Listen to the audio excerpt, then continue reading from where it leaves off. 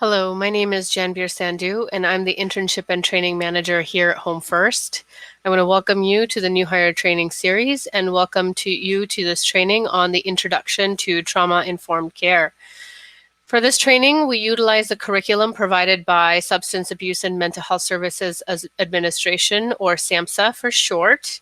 SAMHSA puts together evidence-based practices throughout studying methods of trauma and trauma-related issues. They speak with individuals who have gone through trauma experts in the field, and have done a variety of data around how to support individuals and how to present trauma-related trainings to providers like yourselves. And so we're going to utilize the training material provided by SAMHSA today.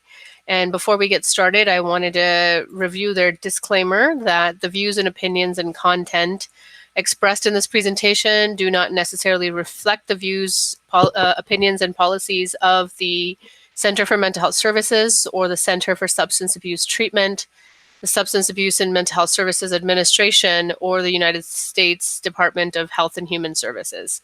So even though this is a training put together by them, they still have to make sure that we understand that this is an evidence-based practice and they're showing us the research results of a conundrum of studies and where we are in the field of trauma today. So SAMHSA's trauma-informed approach. These are key assumptions and key principles around trauma-informed care and utilizing a trauma-informed approach in our practices. And our first section is on the understanding of trauma. Today, we'll talk about what trauma is and how it affects people. And before we get started again, I'm sorry, I wanted to ask, I'm going to run through the entire section of the training completely, and I'd ask the facilitator to please pause me as needed if breaks are needed so that everyone can take care of themselves. Thank you for allowing me to share that. So again, today in Understanding Trauma, we'll talk a little bit about what trauma is and how it affects people. And I want to remind you that at times the material that's presented today might be very difficult to hear. It might bring back memories of painful times in our past or in the past of others that we've worked with. So please feel free to take a break at any time and speak to the facilitator or your colleagues if you need additional support. Also know that the Employee Assistance Program is available, and so is speaking with your supervisor. All right, so the learning objectives for this first section is that we have a shared understanding of trauma, be able to identify examples of traumatic events, and to understand how prevalent trauma histories are among the individuals that we work with, the individuals that we serve. And here are a few things to remember. The very first one is that the underlying question we must always ask is what happened to you? Not what's wrong with you, but what happened to you. And symptoms, medical model, what we see as symptoms of a mental health disorder or symptoms of a certain behavior are actually adaptations to traumatic events. This is how, you remember, crises, things are happening outside of the norm. And so trauma results from an extension of different levels of crises. So having we've adapted to a traumatic event in a certain way, and that symptomology that we see that sometimes can be seen as a negative term is really someone's adaptation to a traumatic event. And the third thing I want you to remember is that healing happens in relationships. Healing happens through building rapport, building connectivity, and in developing a relationship that is non-judgmental with individuals. So that is a key aspect of our work here, is we work in developing relationships. So with that, I would like to watch this quick video on the power of empathy by Dr. Brené Brown. Excuse me while we load this up here for you. Quick video from Dr. Brené Brown on building empathy. And that's something that I want you to keep in mind during the training today, that we are here to build empathy. We are here to build a connection and drive that relationship forward when working with individuals. So then I want to ask you, what is trauma? Right? This framework, this trauma framework, for understanding what trauma is was developed by a working group of researchers, practitioners, trauma survivors, and family members, as I mentioned earlier, that were convened by SAMHSA. And it's important because this framework creates an understanding for the complex nature of trauma. So, trauma is described as individual trauma results from an event, a series of events, or a set of circumstances that is experienced by an individual as physically or emotionally harmful or life-threatening, and that it has lasting adverse effects on the individual's functioning and mental, physical, social, emotional, or spiritual well-being. So those three things that you see underlined there, the events, the experiences, and the effects, those are going to come up here in a short while, but I want you to think of those three things as the three key pieces in understanding trauma. In fact, here they are. The events, the circumstances that cause a trauma, the experience, how someone interprets what's going on, if they see it as something traumatic and harmful or life-ending, and the effects of that trauma, what happened afterwards, what happens afterwards for their physical body, their social self, their emotional self, spiritual self, those consequences. It is a trifecta. It's these 3 points together that cause trauma in the environment to have some level of a deteriorating effect, right? So the focus on events places the cause of trauma in the environment and not in the defect of the person. This is what underlies that basic the credo of trauma-informed approach, is that it's not what's wrong with you, it's what happened to you, right? So when we think of the events, we want to think of the environment, the circumstances, right? What happened to you? The focus on experience highlights the fact that not every child or an adult will experience the same event in the same way. So the same event could be traumatic for one person, and it could not be traumatic for someone else. It depends on their life and how they interpret these things. The identification of a broad range of potential effects reminds us that our response is holistic, right? It's not enough to be focusing on symptoms or behaviors, but the way we work with individuals and adults is to build a satisfying lifestyle, is to build stability. So we have to really think about the effect of that trauma on more than just one scale of functioning. So when we talk about building stability, it talks about building a stability on all of those different playing fields in our lives and how trauma is expressed. All right, so next here are some potential traumatic events. They are very wide in range that can cause trauma. Again, this is not an exhaustive list, but trauma can be caused by events that the individual doesn't remember, such as things that happened in childhood. Trauma can be caused by events that are well-intentioned and necessary, such as medical procedures. And trauma can also be caused by events that didn't happen to the person, but to a group that they belong to. Think of slavery or the Holocaust or genocide of Native American people. Over time, chronic stressors then accumulate and cause trauma.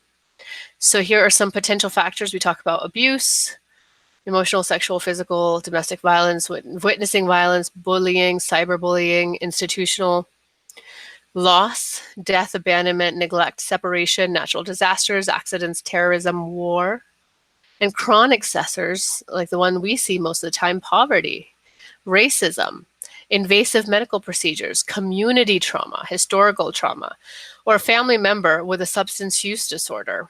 It's important to emphasize that people experiencing multiple traumatic experience, we all experience multiple traumatic experience over a lifespan.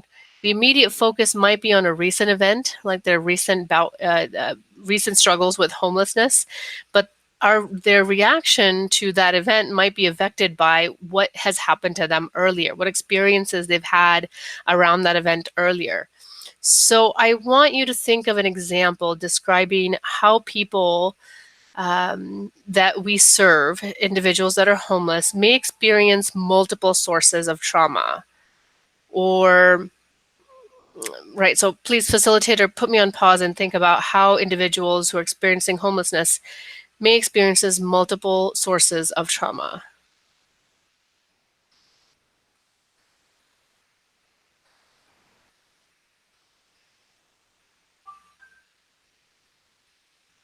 Okay, so I hope you've shared some examples. If you haven't or weren't able to, I would like to share one example myself.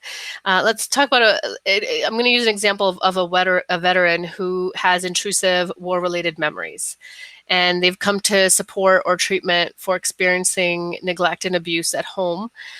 They've lived in multiple foster care home settings. They've witnessed the impact of Hurricane Katrina while they were in the reserves. And this was all before being deployed and experiencing the military sexual trauma that brought them to services in our treatment center, right? So here we have someone who's experienced multiple sources of trauma throughout where they've lived and the life experiences that they've had. Right. So here we're talking about primary trauma, right? We're not talking about vicarious trauma or secondary trauma, trauma that's happened to other individuals, trauma that we experience. This is more about trauma that the persons that we work with experience through the effects, the experiences, and the events that they've lived through.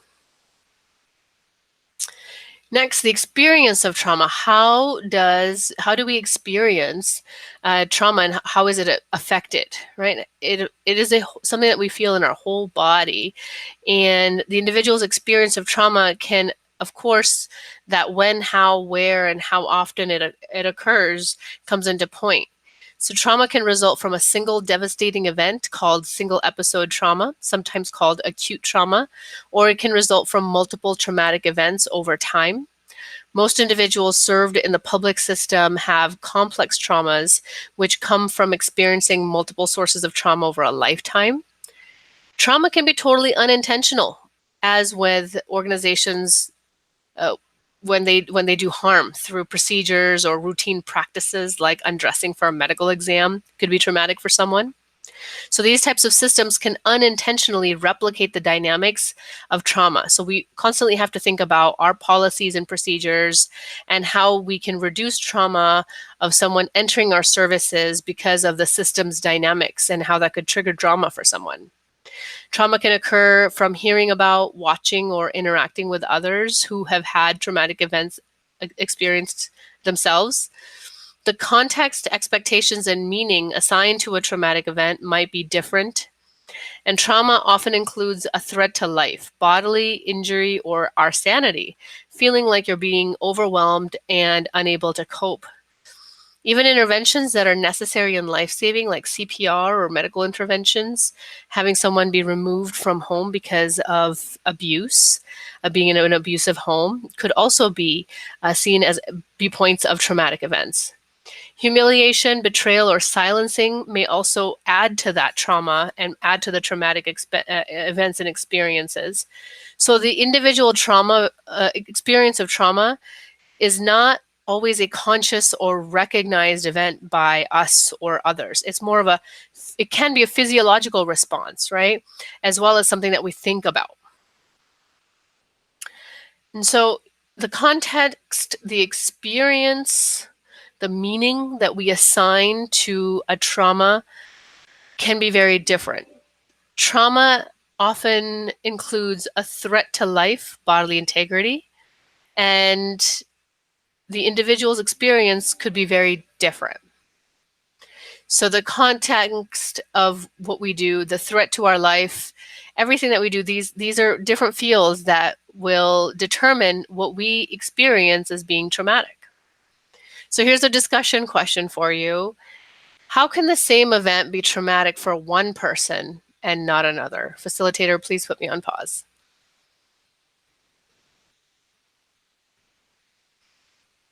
Okay, I hope you had some good discussions around how the same event could be traumatic for one person but not another, right? And again, I hope the 3 E's came into perspective there. So we're going to talk about the effects of trauma next. The effects of trauma on an individual can be conceptualized or seen as a normal response to an abnormal behavior, right? Just like a crisis. A crisis is an abnormal environment, an abnormal state. but how we respond is also in an abnormal way. But here in trauma, we're seeing that the effect of this trauma is a normal response.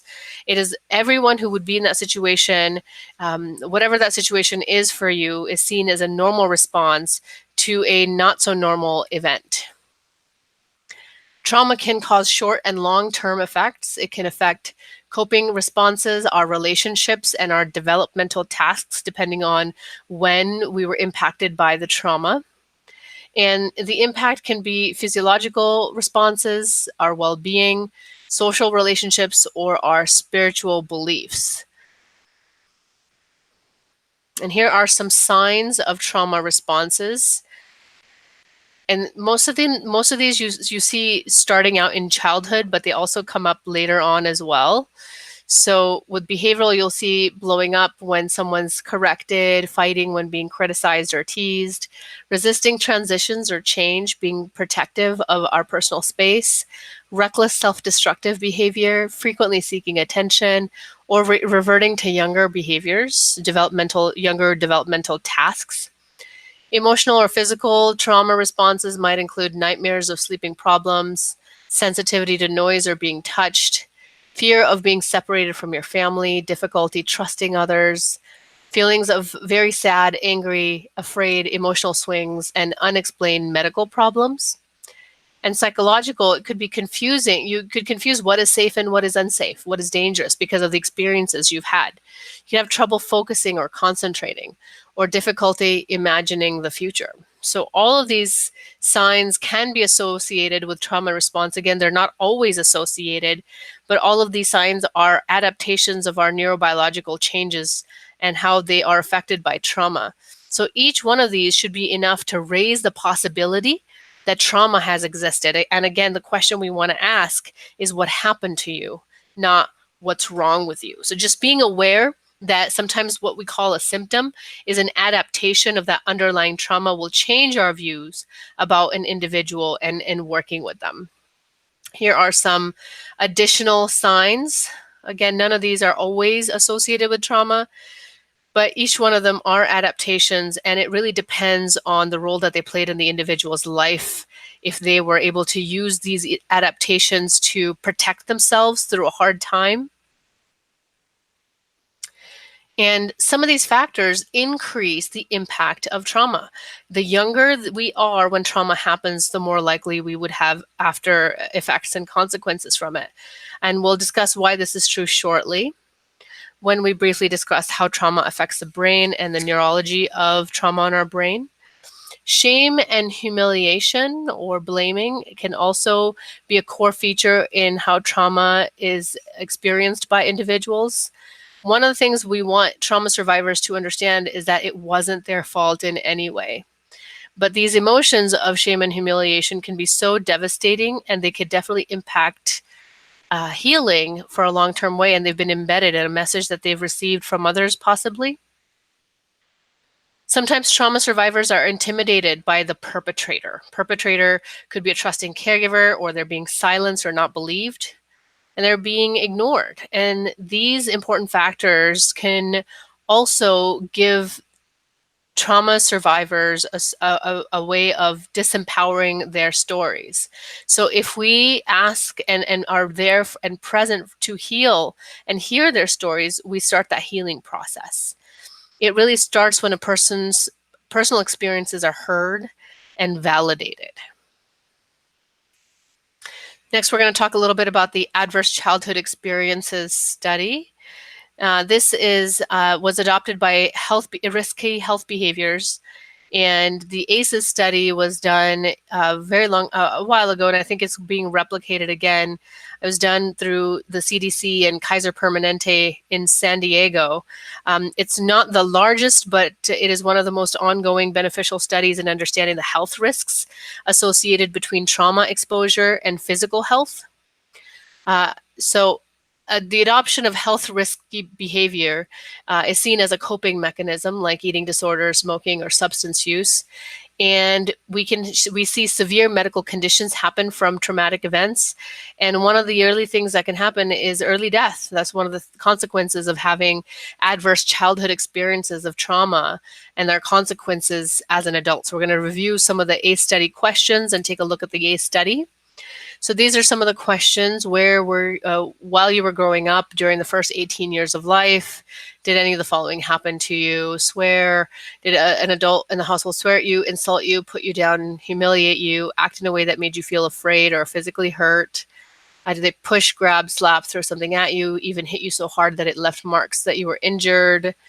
Adult or person at least 5 years older than you touch or fondle you, have you touch their body in a sexual way or attempt to actually have oral, anal, or vaginal intercourse with you?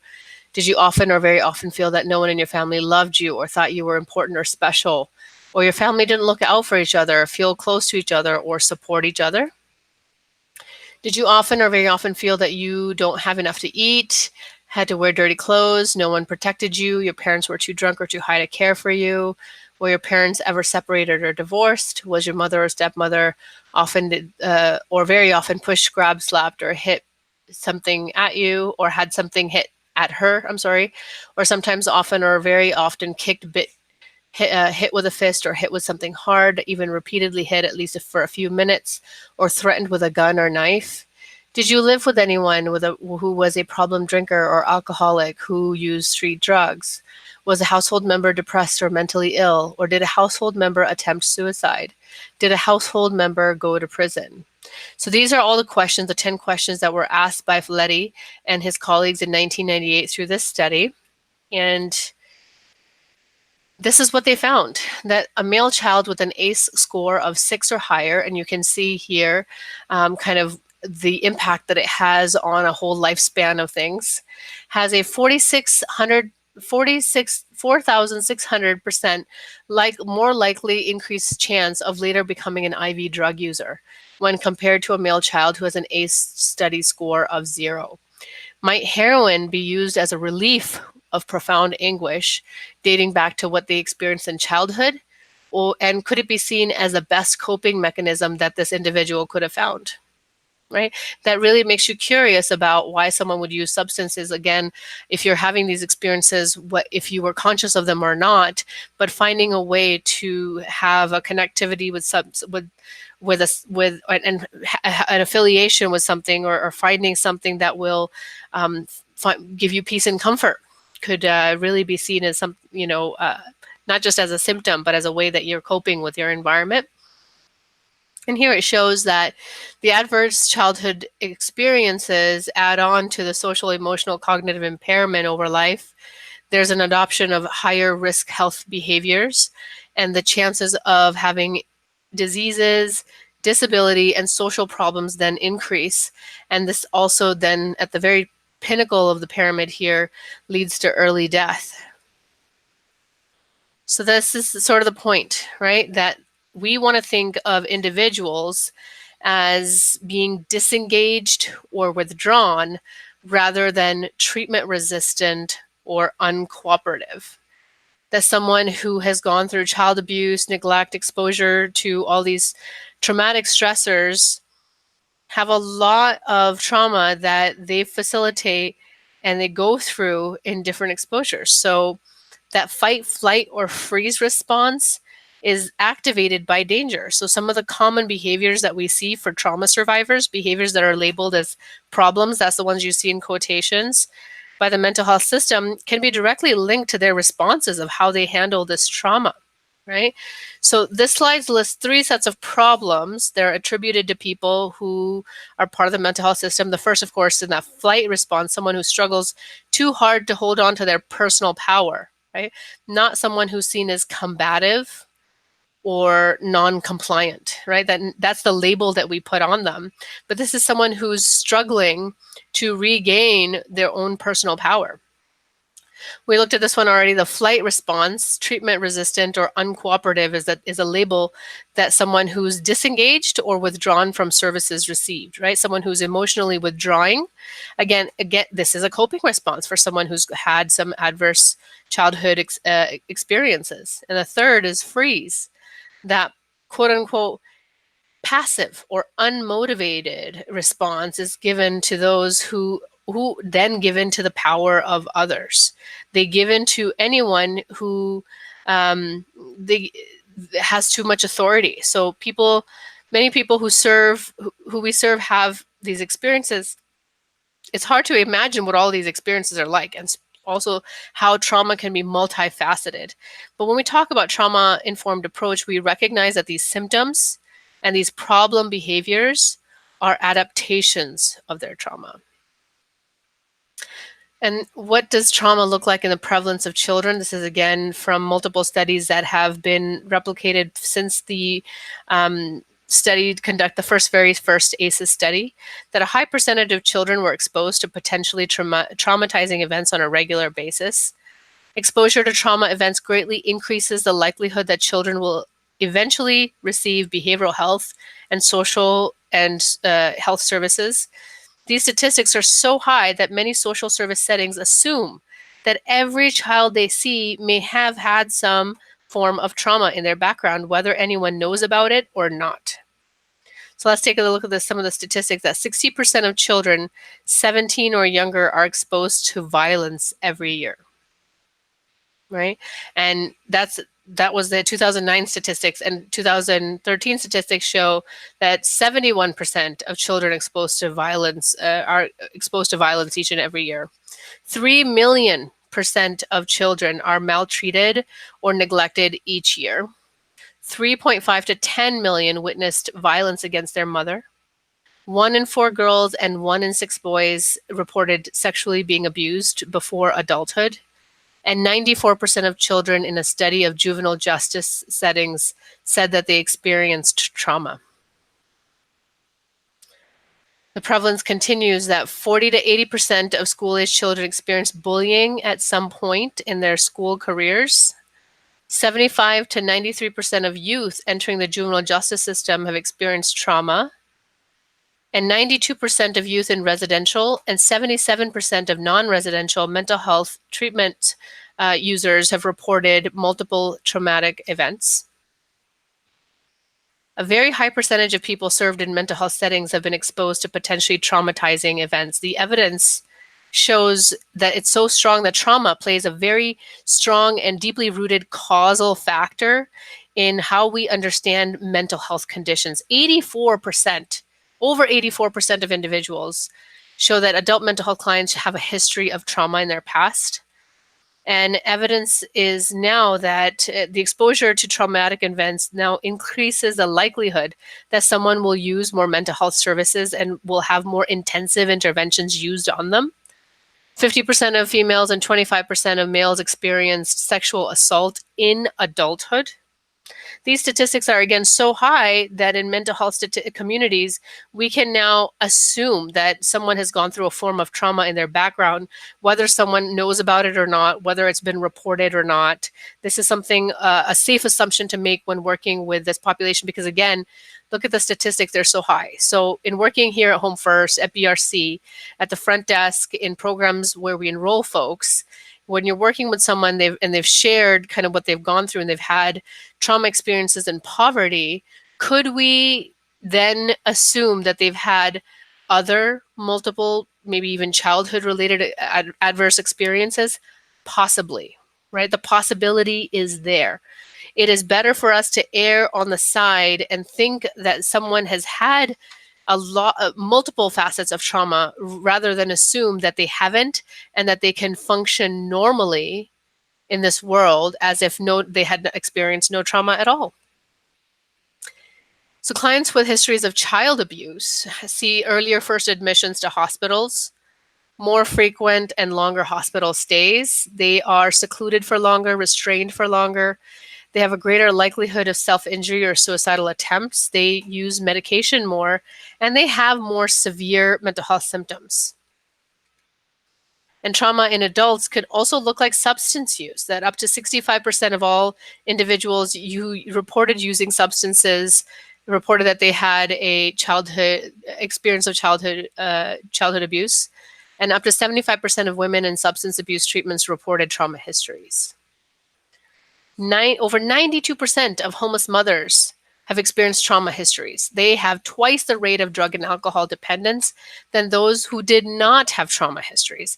That's huge, right? Especially for our population of individuals who are coming in and needing homeless services, for them to really see that individuals who have experienced trauma in their past are more likely to use substances.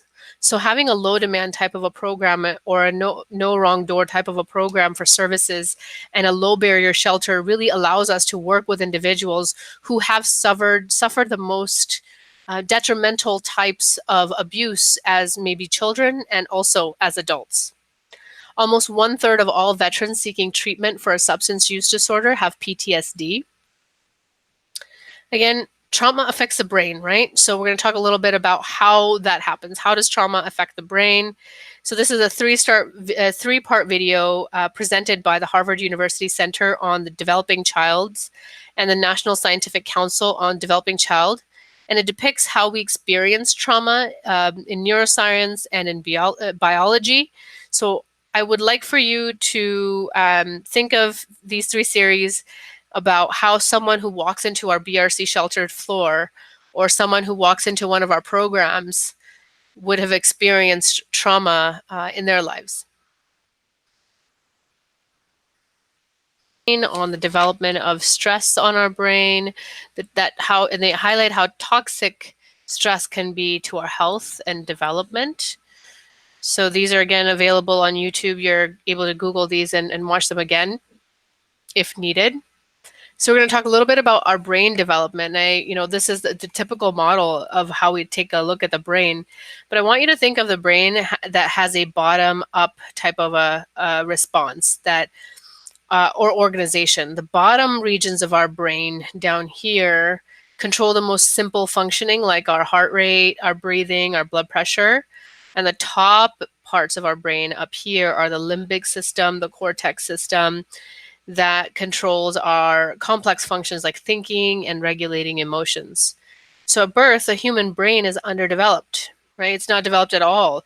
There's parts of the brain that still have to get reorganized and become fully functional, which means that our childhood experiences help shape our mind. And during childhood, a brain matures and a whole set of brain-related activities and capabilities need to launch. We need to do a lot of learning in order to learn how to crawl. And we need to learn how to crawl before we learn how to walk. And we need to learn to babble before we learn how to talk. So the development of our brain from infancy to childhood has, again, this bottom-up structure. And the most simple way of thinking about this is that our bottom half of the brain, the bottom regions, develop first, allowing us to then use the higher, more complex region. The process is called sequential development, and brain develops and modifies itself in this way on a regular basis. So this information, of course, is from work related by Dr. Bruce Perry with childtrauma.org, and we use a lot of his information when we're talking about trauma and de-escalation from crises. And you can see his information coming up here again of how a brain is organized is a different way of looking at it.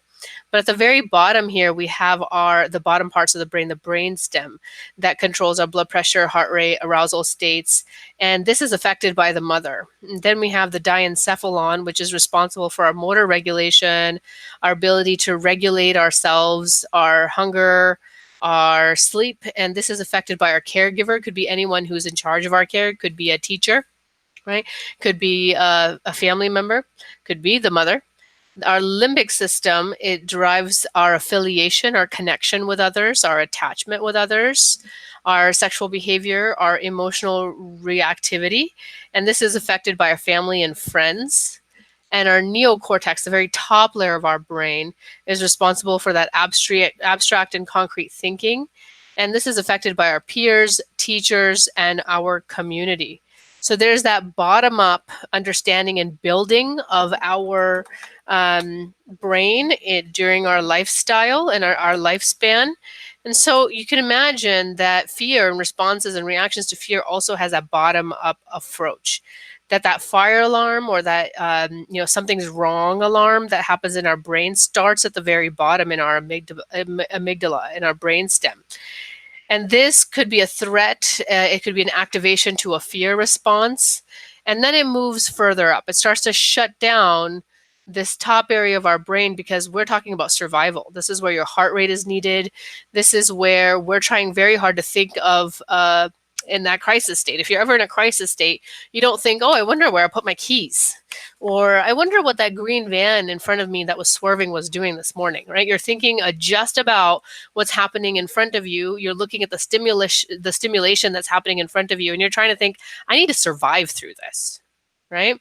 So in our work, we've really found that individuals who are distressed and asking them what is wrong, we're asking them to stop and think and to tell us how we can help them. This is asking the brain to think higher.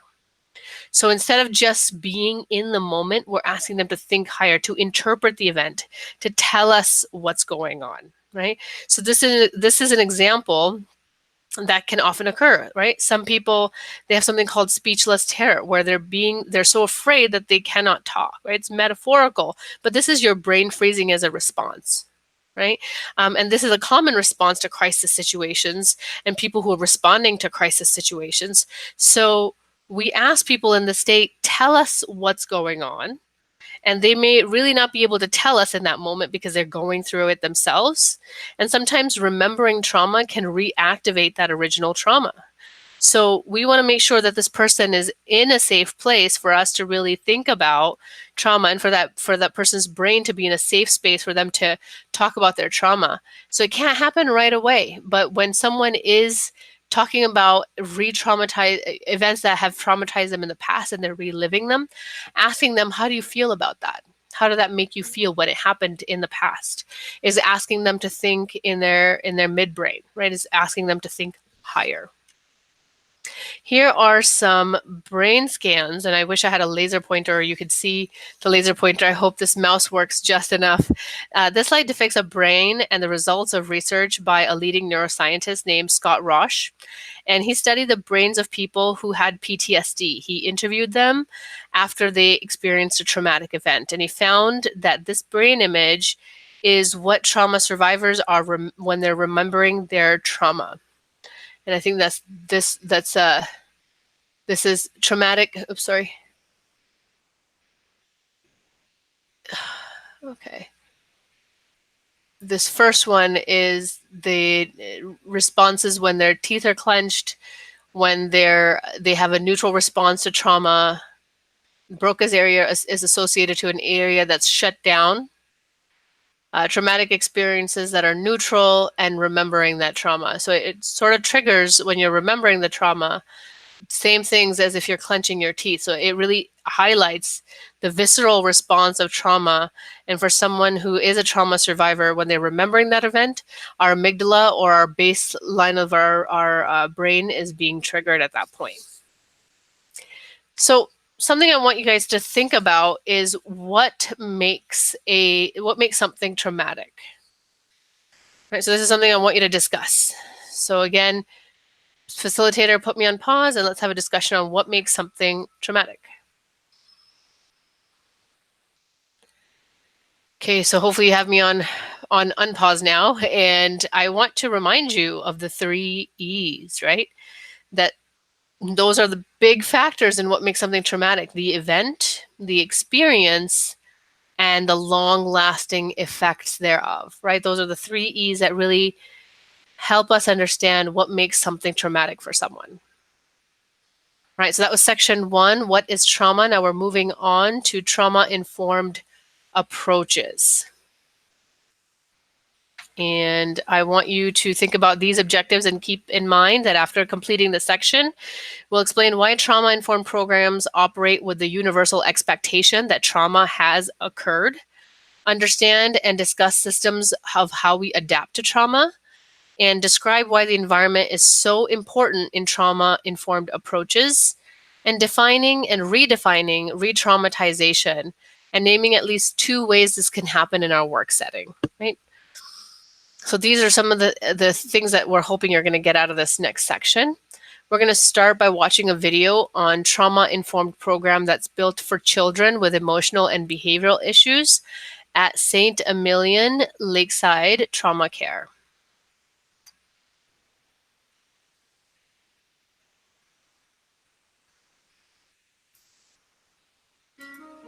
First came to live with us, the house was in chaos. Everybody was on pins and needles. We never knew when she was going to throw a tantrum. We could be sitting down watching television, and all of a sudden she just exploded. He was real agitated constantly. Any little thing set him off. There was just so much anxiety, and it's just so hard, like, hard to get through the day. She would pull knives, any type of utensil, brooms, pots. He threw urine on the counselor. He had a hard time sleeping at night. And he had a severe history of all kinds of trauma. They've been abused, they've been sexually assaulted. You really got to find out what it is that is traumatizing them and try to figure out what's the best method to use to assist them as far as giving the assistance that they can live a productive life.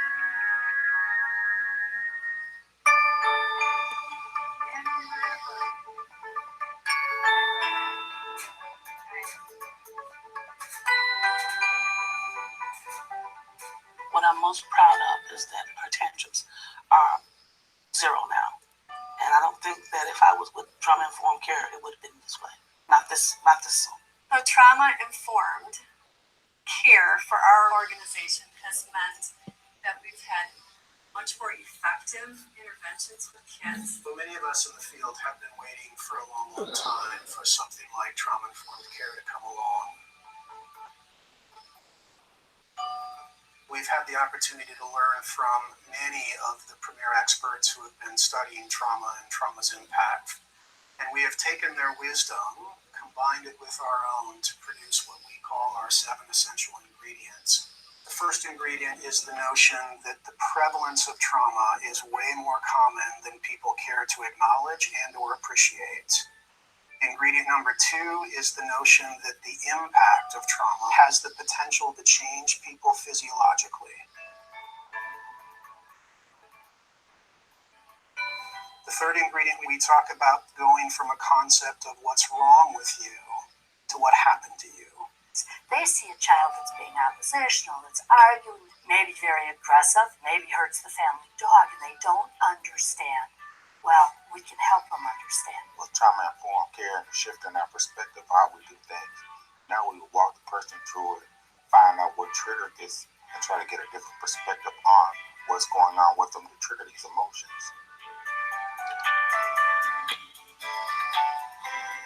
When a child goes through trauma, there's damage done to the brain. So by doing the rhythmic and repetitive activities, it actually helps develop the brain and develop those parts of the brain that have been traumatized. If stress is the big bad wolf, and your lower brain is made of straw, when stress comes, you fall apart. But if we can use patterned repetitive activities and build your lower brain as a house of bricks, when the big bad wolf comes, we can stand firm and we don't melt down and have tantrums. All kinds of things work for this that are rhythmic, they're very patterned, repetitive. The kids start to calm down. But when they calm down their brain, they're able to listen. One of the best things that caregiver can do is represent to them that I am calm and you can also be calm. And when you combine that with some of these other techniques and ideas, you have the magic.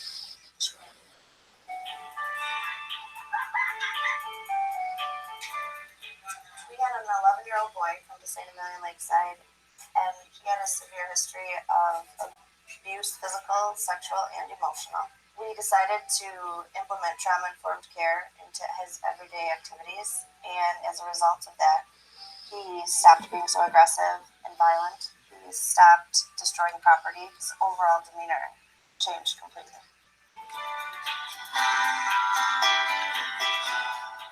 One of the most important things I found is the relationship you form with the child through the trauma-informed care. There it is. There's the beginning of the trust, and it might be the beginning of a different life for that child.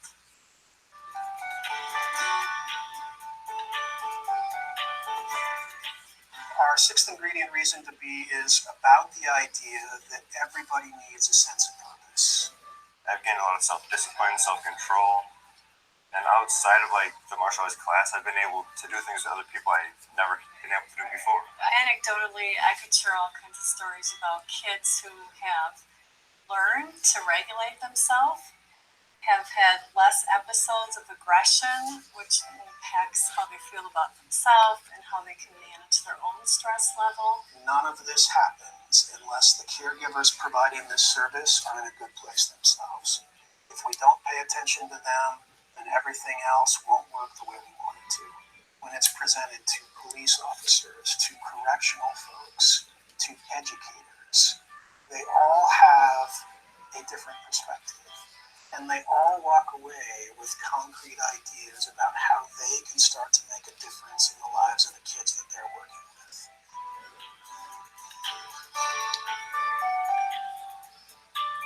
I mean, it's really been helpful to the staff because they want to do the right thing and they want to have the tools to do that.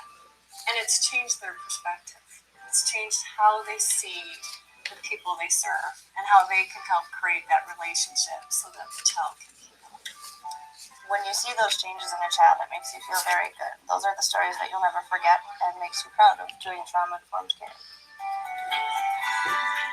The activities with the counselors, it just helps me out so much. It soothes my anxiety and calms down my irritableness. And for them, I don't know where I would be right now with her.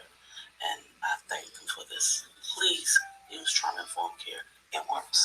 If you think about it, if we all become more trauma-informed, we will have a healthier community. Pretty remarkable stuff. It truly is.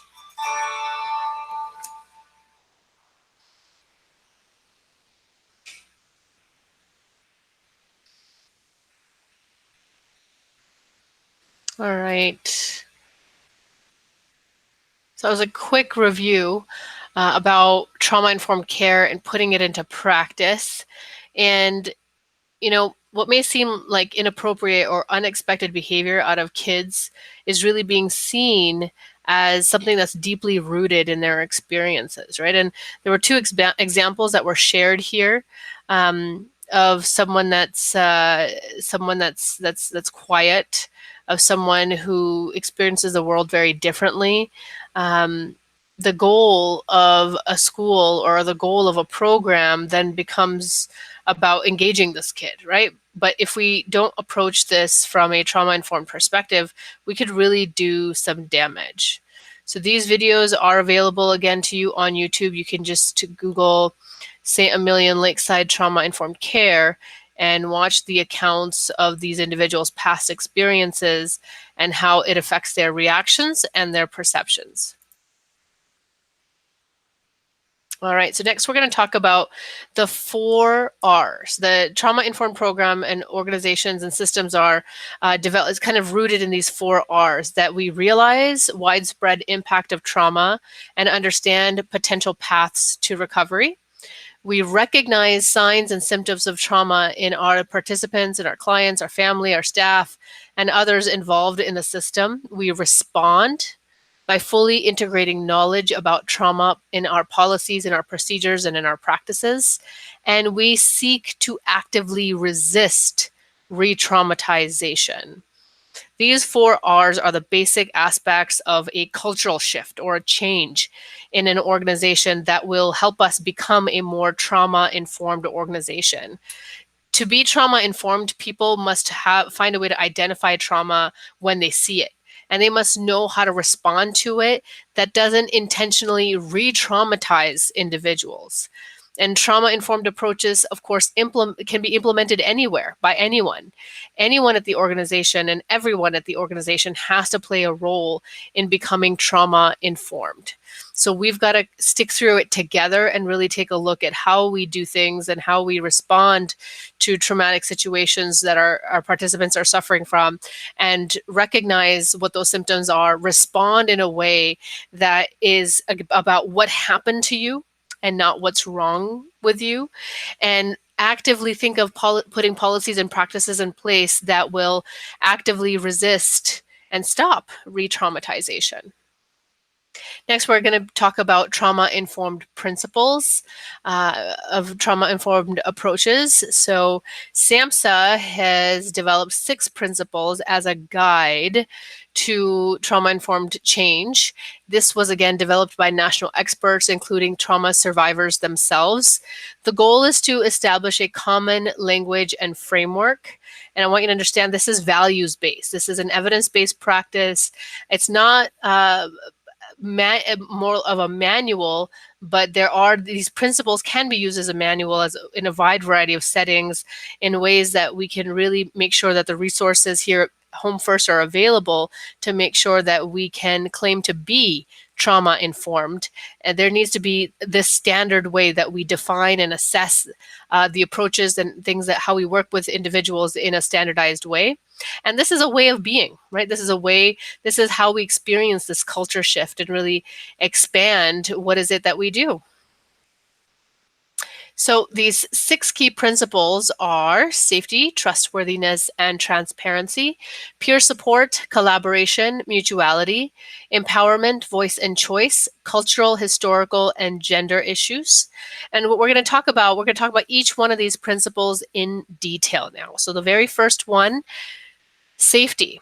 Throughout the organization, staff and people that we serve, whether it's adults or children, have to feel physical and psychological safety. So I'm going to show a video featuring Leah Harris, and we're going to discuss safety throughout the organization. We're going to talk about physical and psychological safety, and how do interpersonal interactions play to increase a sense of safety for an individual.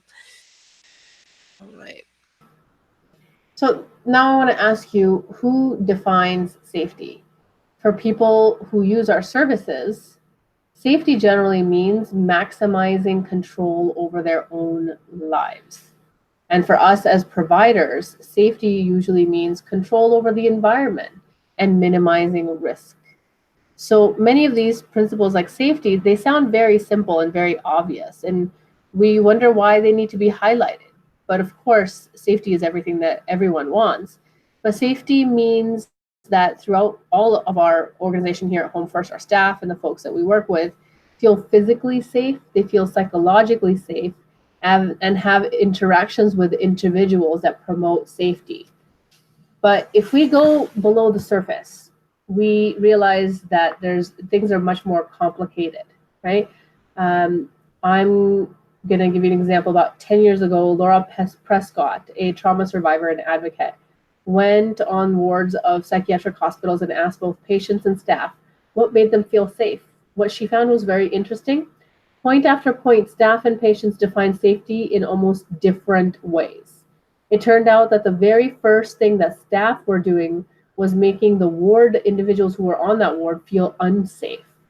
So what can we do in a situation like this? First, we have to recognize that safety must look different for everyone depending on our role and the situation and our personal history. And it's important to it is the first step in order for us to develop and build rapport in a relationship.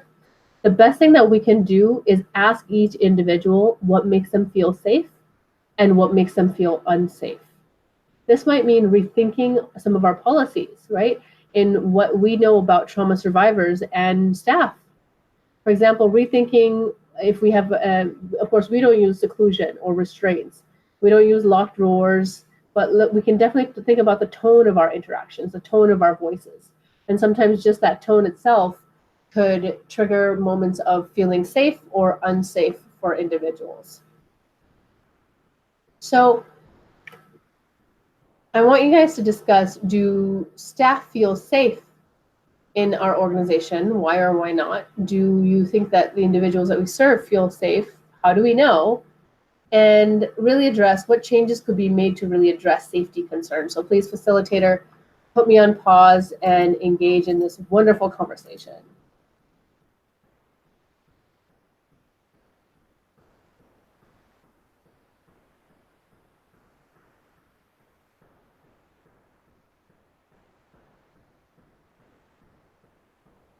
All right, so hopefully you generated some ideas about what safety looks like for a staff person and what safety looks like for an individual that we provide services to. Again, those are two different things. So how do we have a happy medium, right? Having a team, having communication, collaboration, Having rules that are enforced equally towards everyone creates a safe space. Also, same could be said for individuals as well, but having that questions asked, what makes you feel safe and what makes you feel unsafe, is very important. So safety is surprisingly kind of a volatile issue, right? It's pretty big. It's often a concern, especially if you think about individuals who have the overnight shift, or they have to walk through dark parking lots or work through rough neighborhoods. Incidences of workplace violence can also have a hard effect on the circumstances around safety. So staff have to think about their jobs as really think and rooted about workplace, and really think about what's going on in the safety of the work that we do. These cannot be resolved in this workshop, right? But we can get people thinking and identify these safety concerns. And once we start to identify them, we can really take the next important step in working towards resolving them. And the next principle here is trustworthiness and transparency. And this is there's a video here by Pat Reiser that I'm going to send to the instructor for you to play.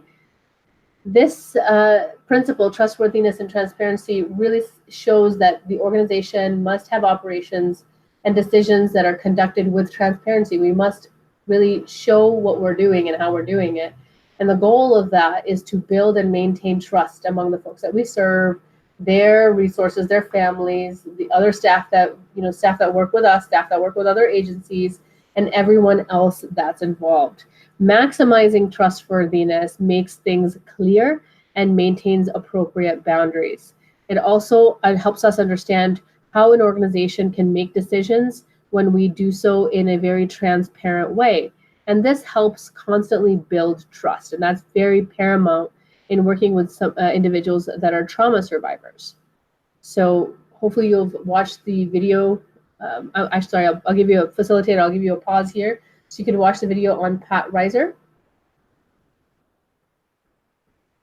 All right, so hopefully you've watched that video. And again, most of these videos are very personal stories. Trauma survivors are sharing their stories. And so I really want you to think about, again, they're describing their circumstances of kind of what's happened to them. And, to keep that perspective in mind and keeping open with that perspective is really going to help us understand the message. So here's some examples of trustworthiness, making sure that people really understand their options, being authentic in our conversation and how we work with individuals, and directly addressing limitations to confidentiality. One of the most powerful ways to build trust is by giving people full and accurate information. Just telling people what's going on and what's likely to happen is very important, because that shows clarity, that shows transparency. Being clear is essential, right? Telling people that they have more control than they really do will destroy trust, right? It's much better to explain what decisions can be made and how we can support someone in seeking resources to make those decisions, rather than give them a false sense of hope. And if it's required by HomeFirst to break confidentiality, let's say with the police, when someone is talking about harming themselves or someone else, it's better to tell the individual up front than assure them that the confidentiality exists and not talk about when we would break that trust. So in our disclosure statements, we should really be talking about, everything you say is confidential unless, right, unless you share with us that you are having thoughts about hurting yourself or having thoughts about hurting someone else. Right? And sharing your own reactions and responses in a truthful manner, being authentic, is also very important. This helps to develop a capacity of vigilance, right? So it's untruthful if we don't go along and be authentic in our genuine experience. If we see that something's going on, we should really stand up for that and report to someone, you know what, I have an uncomfortable feeling about this. Maybe we can address this in a more detailed way. So building strong communication around what's going on with us too as a team is very important and helpful to building trustworthiness. So here's the next discussion question, and I'd like for you guys to answer each one. How can we promote trust throughout HomeFirst? Do the people that we serve feel trusted, trust staff? And how do we know? And what challenges could be made to address trust concerns? Facilitator, please put me on pause and lead a good discussion on these 3 questions, please. Okay, so I hope you've had a good discussion around the promotion of trust throughout our agency, what we can do to promote trust. Again, opening up more supports, opening up more avenues for teams to communicate. And these methods, hopefully, we can generate more of these concerns that can be highlighted in our larger organizational plan of becoming trauma or informed, and understanding the folks, do they trust staff, right? How do we know that they trust staff? Those peer support program surveys are really helpful, but also our interactions, what we see in individuals, are also very helpful. And what changes could be made to address these trust concerns? I hope, facilitator, you can pass this on in an email to me, and I could pass it on to our senior leadership. I will be presenting information around trauma-informed care in early 2019 to our leadership board in order to make some facilitation changes. Again, more information about that coming up soon. All right, so the next point is about peer support. Principle 3, peer support and mutual self-help are key vehicles for establishing safety and hope, building trust, enhancing collaboration, and serving as models of recovery and healing, and maximizing a sense of empowerment. So in this context, the term peer refers to someone who has lived experiences of trauma. So this sometimes can happen with some organizations. Unfortunately, we don't have any peer-run programs, but in cases of children where this could be seen as family members of children who've experienced trauma that are also working with other key givers as well. So here's a short video on Cicely Spencer. So I'd like to have the facilitator put me on pause and watch the video from Cicely Spencer.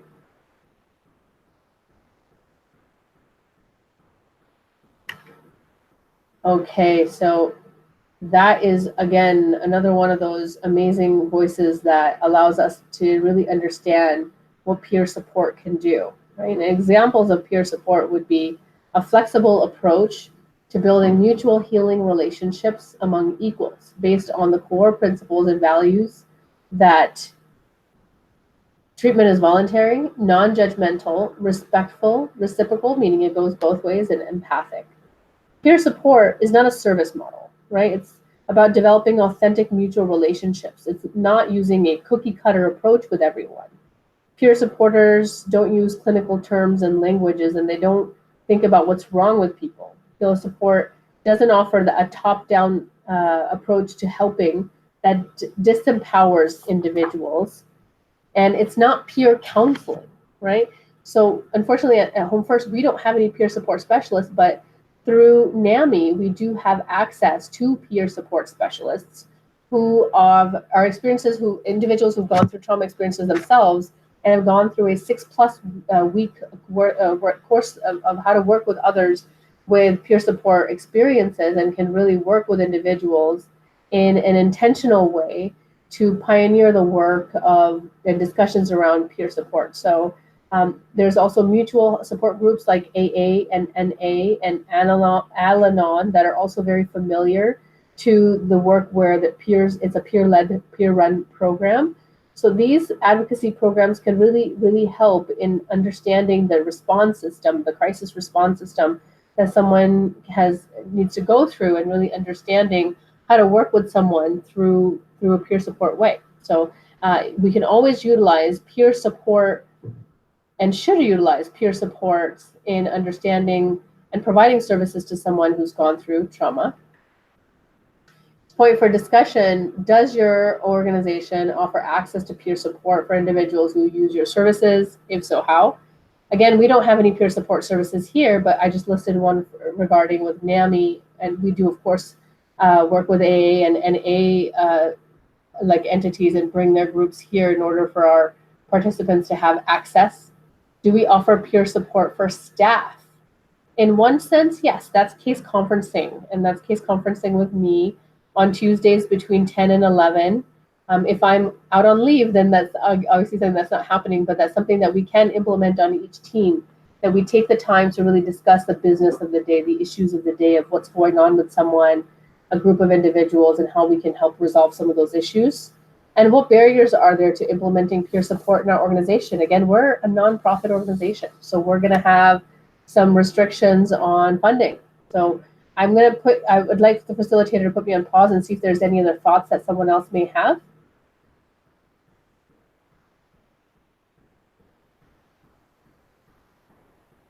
All right.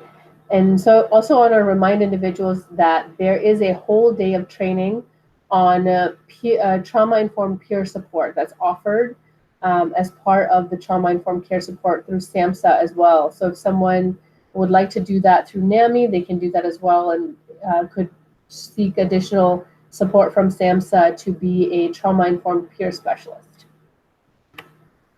All right. Principle 4, collaboration and mutuality. Partnering and leveling of power differences between staff and clients and among organizational staff from direct care to administrators demonstrates that healing happens in relationships and in the meaningful sharing of power and decision making. Everyone has a role to play. One does not have to be a therapist to be therapeutic. Right? So maximizing collaboration and sharing that power is really what's important. And leveling the power differences really makes a big difference in how we can really build trust and a helpful healing relationship.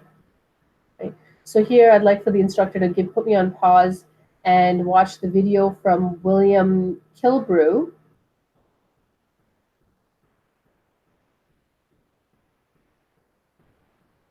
All right, so hopefully you've watched that video just now, and I want to share that developing true partnerships between staff and people that they serve may be more difficult than it sounds, right? It's much harder, and most professionals have been trained to think about their job that what we have to do is have answers, right? And then we have to maintain distance, which is important. We have to maintain distance in our professionalism and our boundaries, but we also have to think about this concept of how we support an individual that is a trauma survivor and work with them to reduce the effects of distancing, in a sense. Someone who's experienced trauma to a certain event, we have to really recognize and understand that authentic relationships make a big difference. It's important for us to maintain that healthy boundary. There's some excellent work that can be done there, but also we have to think about helping individuals break down their barriers and think about reducing our power levels and really understanding how power could really shape someone's environment. And I'd like for you to think about that. Use one of the discussion principles here coming up, really identify what some of those powers and systems might be. So we're going to talk about that in a little bit. Here's some examples of collaboration that have stood out. There's no static roles of helper and helpee. Reciprocity is the key for building natural community connections, says Sherry Mead. A hospital abolished specialized parking privileges and opened the doctors only lounge to others. Models of self-directed recovery where professionals facilitate but do not direct makes a big difference also. And direct care staff and residents in a forensic facility are involved in every task force and committee and are recognized for their valuable input. So all of these are examples of how we can collaborate and really reduce power differentials in folks. And I'd like for the facilitator to put me on pause here to lead these discussion points around examples from HomeFirst about true partnership between staff and individuals that we serve, partnership among administrators and line staff, and thinking about changes that can significantly decrease the power differential in our agency, that last question that we talked about here. So please, facilitator, put me on pause.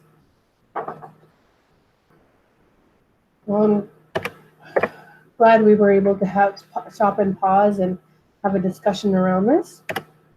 Next principle is on empowerment, voice, and choice. Individuals' strengths and experiences are recognized and built upon. The experience of having a voice and choice is validated, and new skills are developed. As an organization, we should foster a belief in resilience, and clients are supported in developing self-advocacy skills and self-empowerment. So here we're going to watch 2 videos on family experiences of choice and recognizing that each person's experience is different, and it really utilizes an individualistic approach. So one of the most powerful tools that what we can use in changing is to really think about recognizing individual strengths, and this requires us to think and talk about taking action. So let's talk a little bit. Let's watch these 2 videos together. I'm going to have the instructor put me on pause and watch the Gaines Center interview and Mike Skinner's interview, and we'll talk a little bit more about this soon. Okay, so I hope you were able to watch those Gaines Institute videos and the interview with Mr. Mike Skinner. And this really reminds us that the best way to solve a problem is not by focusing on it, but by strengthening an alternative response, and to really think about that the problem in itself is not what we want to give our focus and attention on, but strengthening how else we can support this individual. And after a time, that problem goes away. So, we agree with this, but privately, we really think about how is this is very tough to implement, right? This is a common concern, is how do we give someone voice and choice and help them build on their own decision-making skills? How do we offer that in a way that's valuable?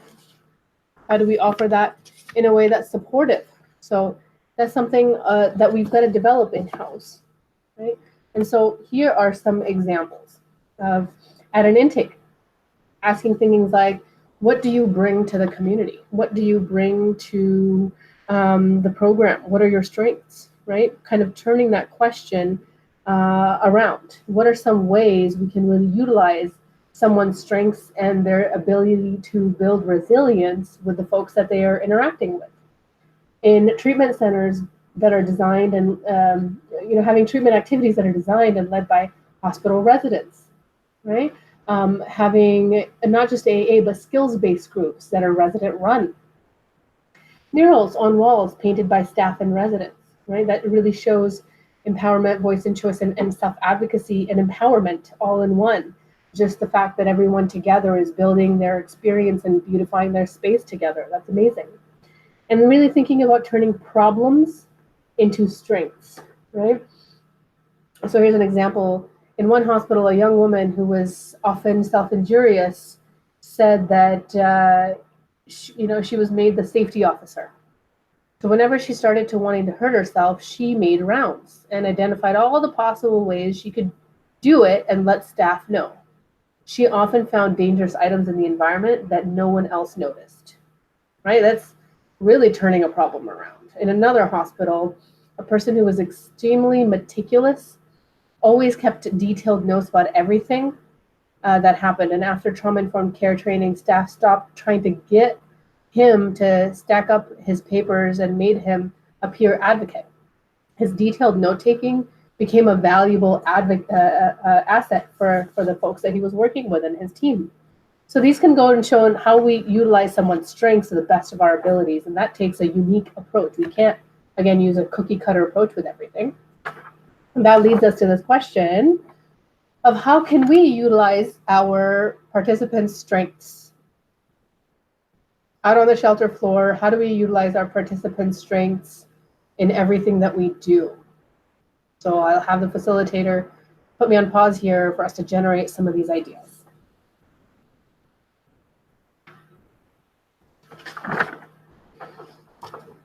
All right, so I hope we had a good discussion around that. So some things to just sort of think about are, some examples from our work setting, right, of how we give voice and choice for individuals. And what about staff? How do we give voice and choice for staff?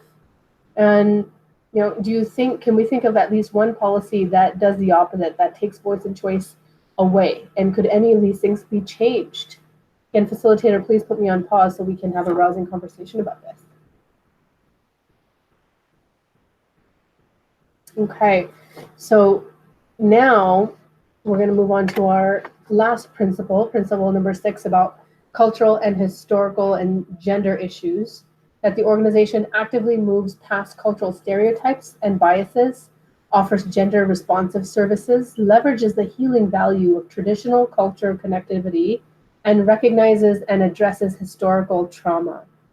So here we have a video again from William Kilbrew. We're going to welcome him back and talk about trauma in a very specific context. So please, facilitator, put me on pause so that you can watch this video from William Kilbrew.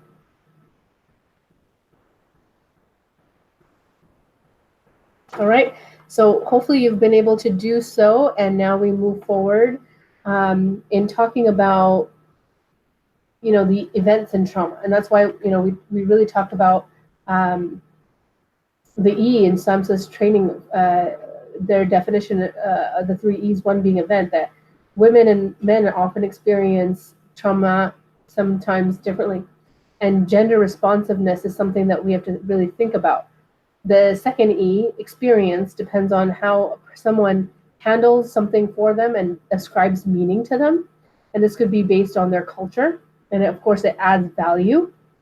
So, I definitely recommend a resource for you to read, a book on engaging women in trauma-informed peer support, book by Andrea Blanche, that really shows the creativity and the ability for us to address gender-related, cultural-related, historical-related issues in the work that we do. And here is actually a great example, a TED Talk by Warden Mark Patterson, who is leading the Hawaii's women's prison, and they're leading the prison in a trauma-informed approach based on the Hawaiian concepts. I cannot pronounce this word, and I will not give it a try. I've tried many times and failed. If anyone in the room can can help us, please do so. Yeah, I won't try. But it's a place of refuge, asylum, peace, and safety. So please, facilitator, put me on pause so that we can review this topic by Mark Patterson.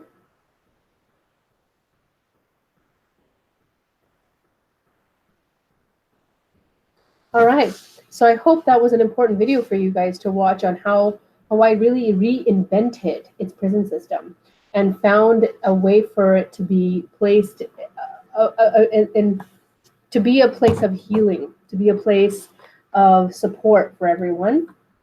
And the next section here is on implementing our SAMHSA's guide. And this section is actually something that I'm developing with our senior leadership team to really make sure that our trauma-informed care practices are something that we can offer throughout HomeFirst from a bottom-up and top-down approach, so that program coordinators, managers, shelter managers, directors, Andrea with our CEO, everyone is on the same page about working in a trauma-informed environment. So actually, I'm going to really quickly just here skip through these slides. Actually, we're going to skip back really quickly. These are some fun slides of how we can turn a shelter environment, a physical environment, into something that's different and unique and lessen the stress around someone. All right, so again, these are some strategies that we're discussing now with our ELT team. So ways that we can really capsulate and move beyond just working with trauma-informed care in direct practice, but really developing programs and support our teams, our staff, everyone around being more trauma-informed and having trauma-informed care program participation. All right, so this last section is on healing and recovery, right? And again, I want to remind you that at times some of this information is difficult to hear, might bring back, memories. So please, let's make sure that you're checking in with yourself, taking breaks as needed, working with the facilitator and your colleagues as needed as well. So the learning objectives here are to describe the effects of trauma on the lives of those served in the community and across systems. to think about our system and what we can do differently to really create a place of healing, and to reflect on changes needed to implement trauma-informed approaches so that the focus begins to be about healing. So we're going to be learning about widespread trauma and how it can affect all aspects of a person's life, and sometimes this can be very overwhelming. So the most important point to convey, I would say, is to really think about resilience of people. With support, people can survive and thrive, and even after, experiencing devastating trauma, these protective factors can really make a difference in how someone responds to trauma. We took a look at how people experience high adverse childhood effect scores. They do and can live long, healthy lives because of the support and the positive environment that they're being around. So here is a section, video on Behind Closed Doors. It was a case study on how trauma survivors, what they can do to heal. So I'd like for you to watch this video. So facilitator, please watch. Go ahead and click on this video about Behind Closed Doors. And then I'm going to put a few questions in your mind to sort of think about is, how did this video make you feel?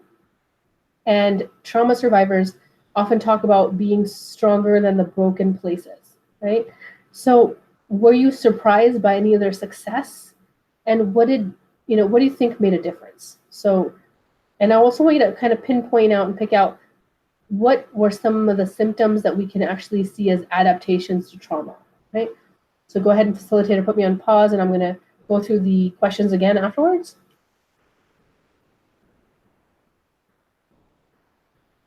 Okay, so hopefully you've unpaused me at this point and are having that discussion about, how do these videos make you feel? Did you see any surprising successes in anyone's stories, especially Tanya's? And what do you think made a difference? And were you able to pinpoint or highlight any symptoms that you really saw as adaptations to the trauma? What is your sort of take-home lesson? Again, facilitator, put me on pause as needed. All right, so next we're talking about the definition of recovery. Recovery is a process of change through which someone improves their health and wellness, can live a self-directed life, and strive to reach their full potential, whatever that means for them, right? This definition, again, was fully developed by a group of individuals that were part of the mental health community or part of substance use community, and they were asked by SAMHSA to develop a common definition and a set of principles. So recovery was seen as something that was a breakthrough. So people who have a mental health diagnosis never, think about overcoming their issues. It was more about emphasizing meaningful life, not just reducing or controlling symptoms or reducing and controlling problem behaviors. Recovery was seen as a basic framework by a mental health provider, but for someone experiencing mental health symptoms, it was seen as something of a healing process, as something where everyone has a possibility to live a satisfying and meaningful life. Doesn't matter what kind of diagnosis that they were given, right? What kind of problem behaviors they're currently experiencing, the adaptations to life that they've gotten onto, right? So I really want you to think about, what will you do differently tomorrow based on what you're learning today, right? Let's have a discussion about this really quickly on how we can implement some of these things, these opportunities, these burning questions you've had. I want you to share some of these stories and really reassure and think about what you will do differently. So facilitator, this is actually the end of our training. I'm gonna take my leave, but I would like for you to share with the group some things about building and putting together a trauma-informed approach in each one of our work, in our settings. So please lead this discussion on what can you do differently tomorrow based on what we talked about in trauma-informed care. Again, thank you for listening. Thank you for taking part in the trauma-informed care training and in the new hire training week here at HomeFirst.